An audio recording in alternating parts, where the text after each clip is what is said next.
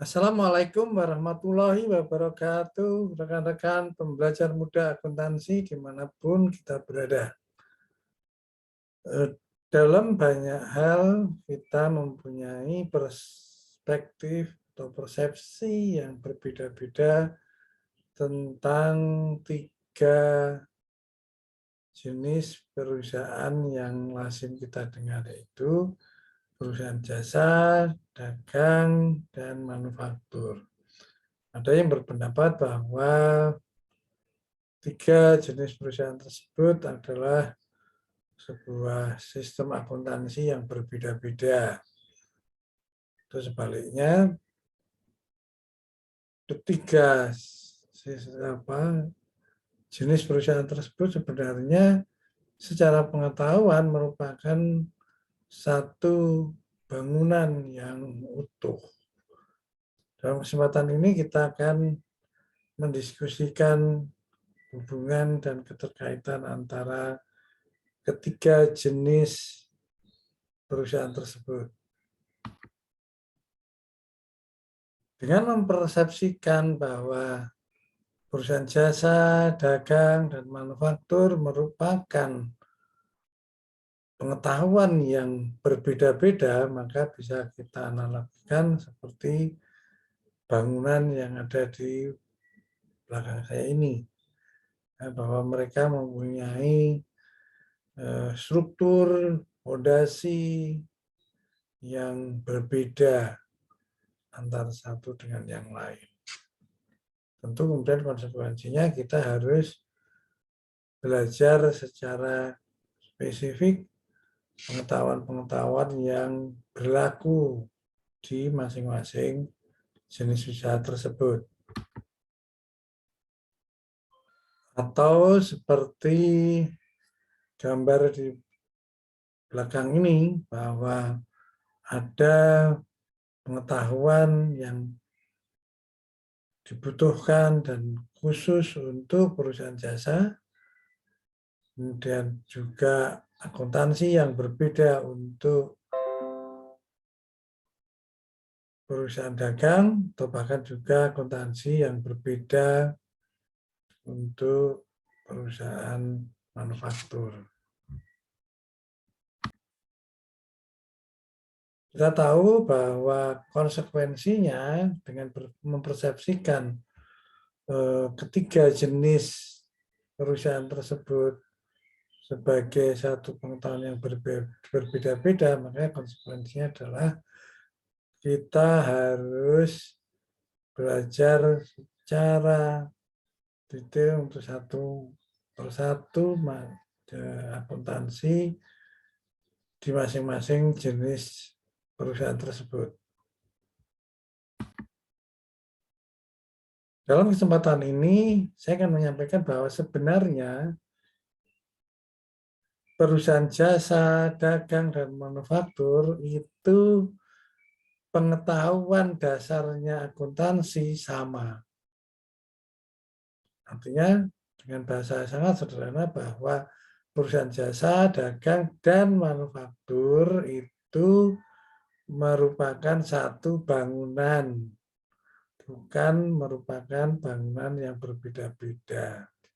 Sehingga pengetahuan yang kita pelajari di satu jenis perusahaan itu juga berlaku, juga digunakan untuk perusahaan yang lainnya. Dalam hal ini kita tahu bahwa aturan debit kredit, persamaan akuntansi, definisi dari elemen-elemen persamaan akuntansi itu pada dasarnya sama, baik itu di perusahaan jasa, dagang, maupun manufaktur. Hanya tentu kemudian di masing-masing perusahaan itu juga, atau jenis perusahaan itu juga ada perbedaannya. Ya. Nah, dalam hal ini kita akan coba menjelaskan bagaimana struktur atau komposisi dari pengetahuan yang ada di jasa dagang dan manufaktur. Bagaimana yang ada di gambar visual background ini? Jadi pengetahuan dasar yang semua itu akan digunakan itu adalah terkait dengan akuntansi di perusahaan jasa. Jadi perusahaan jasa, pengetahuan akuntansinya merupakan landasan pijakan untuk memahami akuntansi di perusahaan-perusahaan yang lain. Selanjutnya, akuntansi di perusahaan dagang. Mereka secara prinsip sama dengan perusahaan jasa, transaksi-transaksi yang ada di perusahaan jasa itu juga ada di perusahaan dagang. Namun demikian ada transaksi yang ada di perusahaan dagang tapi tidak ada di perusahaan jasa. Dalam hal ini adalah transaksi terkait dengan barang dagangan. Sehingga ketika bicara tentang perusahaan dagang, kita bisa memfokuskan diri tentang bagaimana tentang pencatatan di perusahaan dagang. Karena yang lainnya pada dasarnya sama dengan perusahaan jasa. Sebaliknya kemudian selanjutnya adalah perusahaan manufaktur. Perusahaan manufaktur itu di layer yang lebih atas. Jadi semua transaksi yang ada di perusahaan jasa maupun dagang itu juga terjadi di perusahaan manufaktur. Namun demikian ada transaksi yang hanya ada di perusahaan manufaktur tetapi tidak ada di perusahaan jasa maupun dagang. Dalam hal ini adalah transaksi yang terkait dengan proses produksi. Sehingga bicara tentang akuntansi di perusahaan manufaktur ya bicara fokus pada bagaimana mencatat transaksi-transaksi yang terkait dengan proses produksi. Tetapi yang jelas adalah masing-masing jenis perusahaan tersebut itu mempunyai keterkaitan dan juga memiliki perbedaan-perbedaan.